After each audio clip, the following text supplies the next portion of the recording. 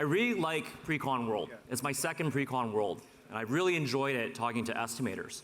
And because I primarily came from a finance background. Estimators to me, you're all nerds. And I was telling Brad, my colleague, he's walking around right there, that I could offend the entire crowd within the first 1 minute of my speech. So I won Brad. You're all very nerdy, which I love. I like it so much. I had a conversation last night with a few of you from, I think it was Saunders, Manhattan. There's a kid that, Andrew, where are you? Babyface Yoda. And we came up with a new idea for a company. And I'm an entrepreneur. And the idea of the company was looking at unstructured data in estimating. And there's so much unstructured data. We started talking about this, and I couldn't sleep. It was amazing. I loved it. I want to do the company with you guys. We should do that. So if there's financiers here, we have a group of 5 of us. And I even thought of our name. We could be the unstructured structure. If that doesn't work, we could be Force 5. Either of those names I think will work and we can get funding for it. But the amount of data in this arena of pre-construction, and pre-construction right now, I call it the battleground. I do pre-qualification and it's sort of in the battleground. The battleground in Precon has primarily been bidding, procurement, document control, obviously the estimating side. And pre-qualification was always siloed, probably for good purposes. The people in this room probably hate pre-qualification. I think I've learned to hate pre-qualification. When I started the company, I thought I was going to be loved. Everyone was going to love me.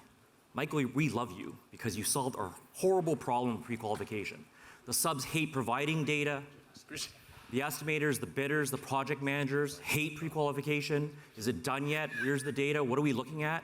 All the companies have no cash. We're analyzing subcontractors on financials that are fairly weak. And yet, in today's landscape, risk is scary. There are going to be more claims. I'm a credit background guy. I used to run a rating agency called DBRS Morningstar. I was COO there for 15 years. I effectively retired from finance. I took 5 years off to find myself, and I said, let's do construction. My connection to construction was I did financing for B3 infrastructure finance. So when I figured out how to do the supply chain of risk, I figured, well, what can I rate coming from a rating agency? What else can I rate? Food, movies. I decided to rate the construction supply chain. So the pre-construction space to me is chock full, and Johnny from Togo, you said this really eloquently, that there's so much different software right now. Millions, billions. Everyone's after it right now. What's interesting is there's so much money chasing it now. When we first started the company about 5 years ago, no one would talk to me. I know I'm very charming, but no one would talk to me. And it was very sad. And I cried all the time. I still cry, but it's less. I didn't cry today, but the day's not over yet. Pre-construction and pre-qualification have a very tough relationship. Our little slide here is demonstrating that pre-qual is on top of it. It's almost pushing it down. All the other tools that you utilize, you're not really involved with it. For the most part, your skill sets are not financial analysis. And yet pre-qualification tied to this portion of the business is extremely important. It's probably not the way it should run.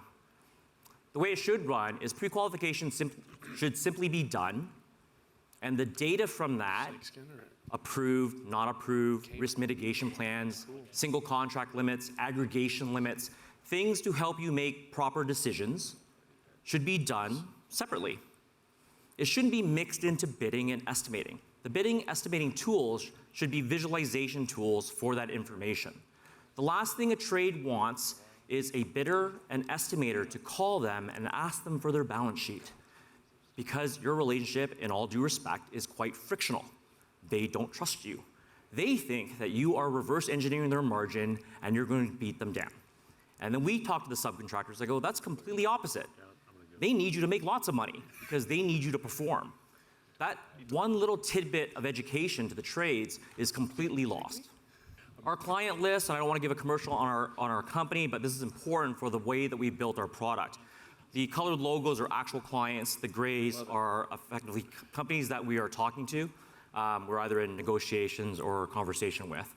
When we started the company 5 years ago, I'm Canadian. I started off in the Toronto marketplace. We worked with Ledcor, PCL, Ellis Don. All these GCs are over $5 billion annual. We built our tool with them. They told us there are 28 different workflows. We looked at the Canadian sub-market. We standardized one format. From that, we now have 75 US GC clients, over 100 different prospects. We have demos all the time, and we're onboarding 15 new GCs just this month. The subs, we're approaching 50,000 subcontractors. We do 15,000 pre-qualifications every week. We have 140 billion contracts in terms of contracts signed through the pre-qual process. It's a lot. It's the first time I've been able to say this stat. This is the first time I've ever shown this slide because it was an embarrassment before. Our market share was horrendous. This is the first time, I'm quite proud of it, that our market share is so strong. What we've done is we've curated one pre-qualification form, one standard form that collects financial information, health and safety information, some qualitative metrics. We're looking at DBE requirements, ESG requirements, regardless if you are going to support that or not. I don't really have a full personal opinion yet. But a lot of entities that are working on federal projects, these are already in the hopper. What that means is that the data requirements from trades is actually going to increase. We have some trades that do 100 pre-qualifications every year. We have some GCs that pre-qual every project. So they have to require updated information from those trades. It was going to break. I thought everyone would love me. They still don't love me, right? There's no love. Maybe it's me. But for the most part, the love wasn't there. The subs still hate it. They dislike the entire process still. But we're gaining ground. We now are looking at engaging the trades. We're almost at this stage now, we almost want to reverse the pre-qualification. When we first started it, we started curating GCs, and GCs would mandate and enforce all of these data requirements from the trades. Now what we're starting to do is talk to the trades and say, what do you need? What will it take for you to be engaged in this risk mitigation process? We charge the subs. We think that they should pay for their portion of risk mitigation. I think it's inane that every technology that pitches everyone in this room, that the GC should pay for everything. It makes no sense to me. Mathematically, that didn't make sense to me. That everyone should pay their portion of risk. I came from a rating agency. We rated every other industry. Every other industry paid for counterparty assessment. That's very standard. This industry, I'm going to force it in that direction. The supporting subcontractors, we do things like one and done. We give them advisory services. We give them full client service. We talk to them. We educate them. We actually let them complain to us. It's a big portion of the job, actually, when they just complain about stuff. They love you when you pay them. They hate you when you ask them for their financials. And they probably hate you along the way too until they're paid. We actually have probably over 300 subs that have given us quotes. This was strange, from the hate to we want to support you. How can we help? As I'm sure many of you know, coordinating the subcontractors is very difficult. Them providing us quotes to send to GCs, to send to prospective entities, to send to prospective GCs that are considering utilizing our service is stating that I can't fill out any more forms. I don't want to be reminded when you ask me to bid. I don't want this coming from bidding and estimating folks. We are a third party, and I'll do it there, but I'll do it once. Our product really separates into three main pieces: the collection, the analytics, and I think the biggest piece of where we're going is really this integration portion. A big part of where I wanted to kind of pause is this integration and where we're going. I think a lot of the conversations that I've had with people today and last night was, how is Destiny, how is BeckTech, how are other vendors going to connect to each other? What is going to be the standard language? Some of the conversations and some of the speeches that I heard earlier today, a lot of that vernacular starts to go into, yes, there's lots of data, yes, there's dashboards. How do these things talk? And what is the truth of where this data comes from? There's a big problem here. The integrations, I think, should be really tied to your accounting tool and primarily your ERP tool. whether it be Procore, Autodesk Cloud, CMIC, Vista Viewpoint, if you're JD Edwards, if you're on an Oracle platform, if you decided to hire SAP and spend $10 million. I don't like them. But for the most part, right, all of those entities, for the most part, are where you really live. The reason why you live there is because that's usually your payment streams.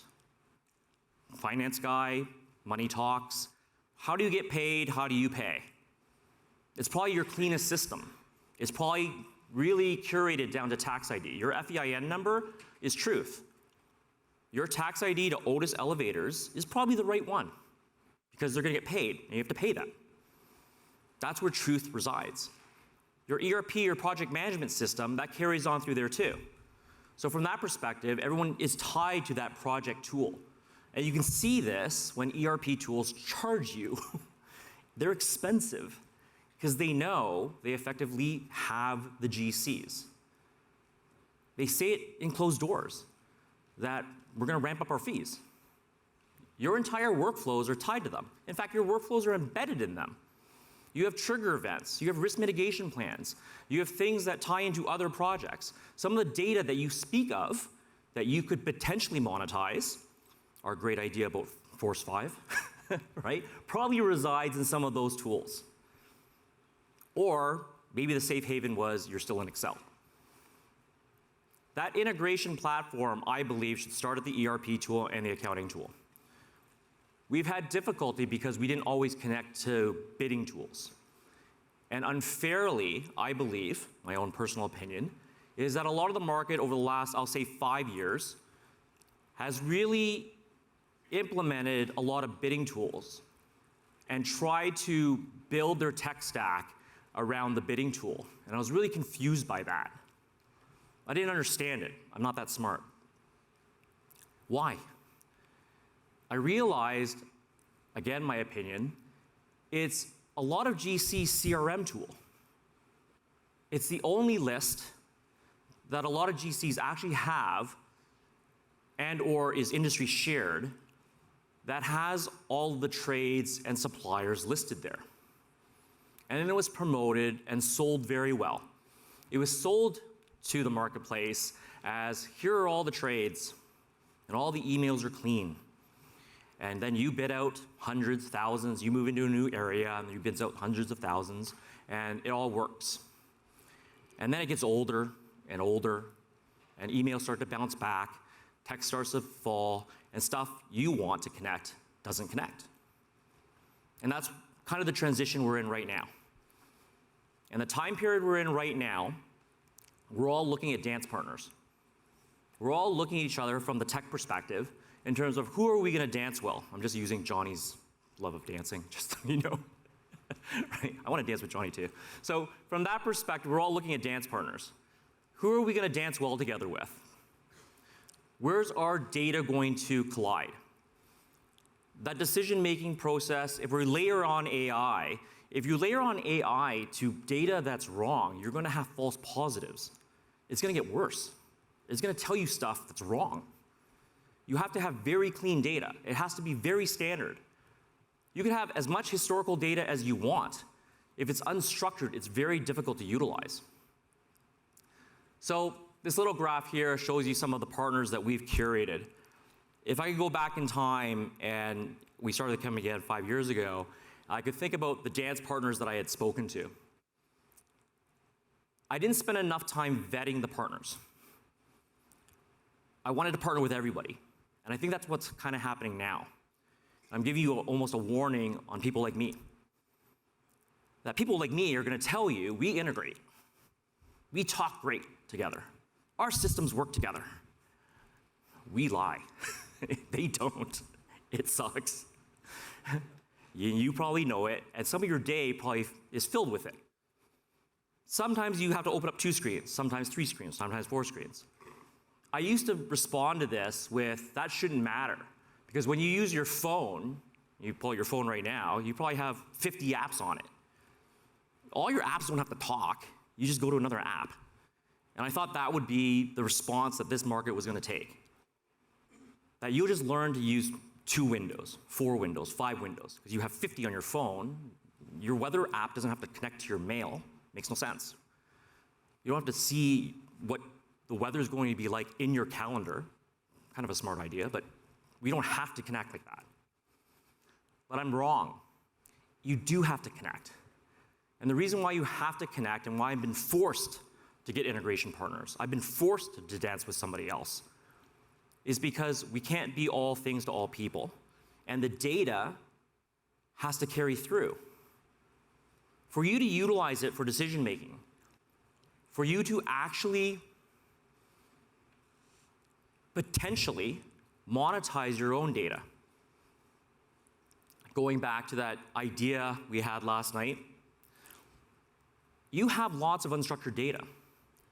You have lots of data that you lost data. Coming from the finance background, you know what Goldman Sachs, Bank of America, Citibank, you know what they have lots of? Unexecuted trade data. They have the strike price on the stock, but they also have all the bids that don't actually get struck. They're utilizing that data to speed trade, to calculate, to get smarter. The GCs have all that. Here's 2 things you also have that I think is very monetizable. The first is you have change management data. It's so opaque. You're experts. You're nerds. Nerds are gonna win. I have to believe that I'm a nerd, right? Nerds are gonna win. You have this special data that no one else has. The second thing you have is you have experience and understanding of that trade, of that subcontractor, of that project. And right now, all of you, this is my guess, probably work with an estimator that's a little bit older, that should have already been retired.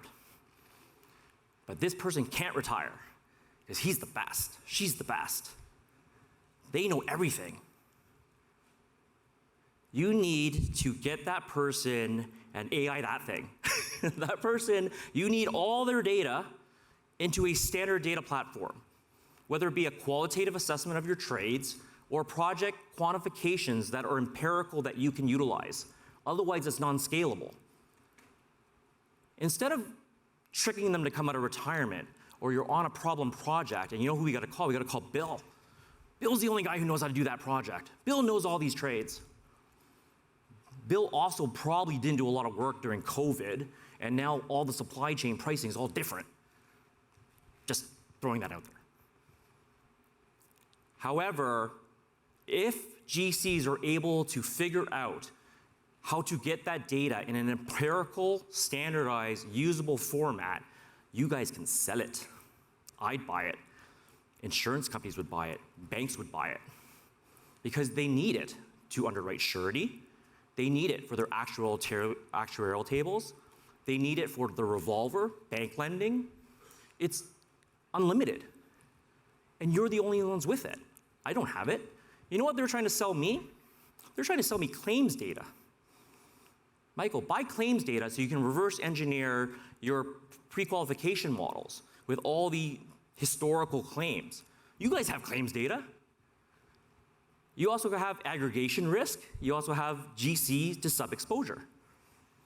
It's incredible what you actually have in a data that you could actually put together and utilize in a different manner. So going through some of the dance partners, these are entities that we have now vetted, that we believe are going to win. I'm not very religious. So I was worried, should I say this next statement I'm going to say, or maybe you shouldn't talk about religion on stage. I'm going to say it anyways. There's a quote in the Bible that scares me. It's always scared me, even though I'm not very religious. I read the Bible. It basically states that God wants you to make a choice. That if you're hot or cold, if you're lukewarm, the Lord will spit you out. And lots of people in technology, people like me, use the word agnostic. I'm agnostic to tech. I don't really care. I'm agnostic to that tool. I'm agnostic to that. I hate the word. I've learned to hate it. Make a decision. What is the best tool in class, and choose it. If you have brokers, you have insurance people, you have advisors, you have an IT group, and they're using the word agnostic to you, why are they in the room? They're there to make an opinion. So then go research some more and come back with an opinion. I don't need anyone to be agnostic. I am not agnostic to our partners. I very much like BECTEC. I like them from people. I like their roadmap. I like the way they operate. I like the way they respond. I think they're fun. Procore has announced recently that we are the pre-qualification that's going to be embedded into Procore. Means Procore will effectively shut down their prequal, and we will be the prequal. Oracle has reached out to us to shut down their prequal and embed us into Oracle. We're talking about them, about tying into JD Edwards, as well as taking over, I guess, their connection point to Textura, which I think many of you use their payment streams. Construct Connect, iSquareFoot, SmartBid, a bidding tool that probably, I'll say, a third to a half of you utilize. We fully embed to that. CMIC, our APIs are built, so we connect to CMIC. I don't love them, because I'm not agnostic. They're probably a ERP tool that I'm unsure of. I'm not quite sure where their future is, yet currently we connect to them. I think their accounting module is going to stay around, but I'm not quite sure what they're going to do with their prequal and or other tool sets. And then we're starting to look at certification tools. TrustLayer, MyCOI, and Jones are the three that are represented by that one logo of TrustLayer. The reason why I'm presenting this slide is because I'm on stage because we've chosen, and hopefully BECTEC has chosen us too, to integrate. And that integration, we talk about all the time. Should it be primarily in bid solicitation? Where is it going to show up in the Destiny product? I think Destiny is going to continue to evolve and continue to be great. So I want to tie into partners of that nature. So this is just a screenshot we've been tooling around with. This isn't live. The idea of putting it into bid day and then where it goes from there. In terms of our own bid solicitation tool, as well as other bid tools that we connect to, that potentially you could use a different bid tool and continue to see that in the Destiny suite of products. I just wanted to show you in terms of why are we connecting, how is that connection going to happen. I have no interest in building out estimating tools. However, from a pre-qualification perspective, I believe that the people in this room should take pre-qualification seriously, but I don't think you want to be a part of it. I think that should be with CPAs, risk management teams, because you're effectively diametrically opposed sometimes. Sometimes you need to hire somebody that the risk manager is going to say, you can't hire them. I don't know who's right in that scenario, but I'm guessing it's going to be the project manager or the team that's estimating, because that's the trade for the job. Then, therefore, the risk manager may have a say in it, and maybe a risk mitigation plan happens because I'm a risk guy, and risk is going to get worse. There's going to be more claims. I think the market needs to treat that extremely seriously. So how that enforcement happens, is it in bid day, is it in your bidding tool, is it in just risk mitigation plans? I think the visualization, again, is going to be in your project management tool and play out into your accounting system. The last thing I'll say is the tools that we're connecting to, and where I think the future of the market is going, is that the idea of your CRM in your bidding tool, means all your contacts are in this bidding tool.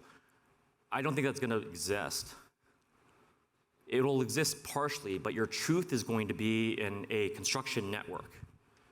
Whether it be Autodesk Cloud, whether it be Procore's construction network, they're going to give it away for free. Like the phone book. I always use the example of the phone book. The phone book, to me, had it. The people that own the phone book, Yellow Pages was a company. They had it. They were Facebook, they were LinkedIn before everybody. They couldn't figure it out. All they had to do was digitize the thing and give it to everybody, and they were Facebook and LinkedIn. They just didn't do it. They already had the data. That's what I feel about this industry right now. You have all the data. You have more than you think. You have more than you know. I think I'd love to help execute on that. I'd love to work with you. And from that perspective, that's it for me. Those are my formal remarks. I'm happy to take questions. Yeah, in terms of open contracts, we have access to that. So almost looking at aggregation risk. So no one wants to share their aggregation risk with anybody else, right? So it'll be GC specific, but then we could do a blind aggregation. So then the idea would be, using an Otis Elevators example, we can say Otis Elevators has X amount of total contract outstanding, but we can't tell you with who. But then we could add up yours and say your total exposure is X, right? And then you can extrapolate who else is there, right? That's what all we'd be able to show you. We treat data extremely seriously. So when subs put in their data into our tool set, it's not shared across the platform. The sub actually has to decide who to share it with. So some of our clients like Gilbane and AECOM, for instance, Otis will say, yeah, Gilbane, you can see my financials, but AECOM, you can't see them. So really, we're a very much third party. So from that perspective, that's how we treat all data. So any kind of question that's related to that, if you want us to help visualize that, we can help, but you'd have to sign off on the fact that we may get it from the project management tool, but then we could aggregate for you. That's a great question. Basically about our sub interaction, it's horrible. So again, we're approaching 50,000 subs now. It hasn't been easy. That's probably a lot of where my crying was. So I always say we have, I think, 18 client service people that only talk to trades. And we operate in English, Spanish, and French language because we're Canadian. I say that our client service people are partly punching bags, partly psychiatrists, and partly educators. It's really soft. When I calculated the amount of time one of our client service reps would spend with a subcontractor, I calculated 2.5 minutes. Our average call time is 27 minutes. So it's 27 minutes on a trade that makes under $10 million annually, complaining about pre-qualification. And we listen to them. And we'll make changes, and we try and answer them. It's relationship. We charge them. They're a client. We treat them like clients. They sign something that says, you may use my data for this, you can't use it for that, and then we owe them a service. And so my long-term plan is to talk to them more, to give them more stuff, to really engage them, make them a part of this. I believe wholeheartedly that there's going to be, everyone's on their largest contract on the trade side. The smaller guys are going to be middle guys, the middle guys are going to be large guys are going to be extra large subs. We're telling them, okay, if you're going to operate in that manner, you're growing that size, this is what your balance sheet should look like. This is what everyone else in your trade does. You all have no cash, so hopefully as there's generational shifts, we can help them also shift to better balance sheet management. I also think this last thing is going to happen. I think insurance companies, other requirements are going to require external audit. So if you're awarded and it's going to be an SDI program or a bond, and some of you may already be running into some bonding limits, they're going to state that if you need a $40 million, or you're going to do a $40 million contract into this SDI program, that entity has to have externally prepared financials, period. It's going to be in the policy. Once it's in the policy, that ripple effect will carry through the trades, and that dynamic between the GC being mean and asking me for financials is over. It's just a legal requirement, and you're contractual. It's contractual. And that's the direction that I think this industry is going to go, that it's going to become more normalized. I look back at health and safety data for that example. That health and safety data 10 years ago, if you ask someone for their EMR number, they're going to say, are you insane? I'm not telling you incidents, right? That's mine. Now, could you imagine someone not giving you an EMR number? And those health and safety apps, which we're not really, they charge. They charge trades. So I think that's the direction it's going. Great. Thank you very much.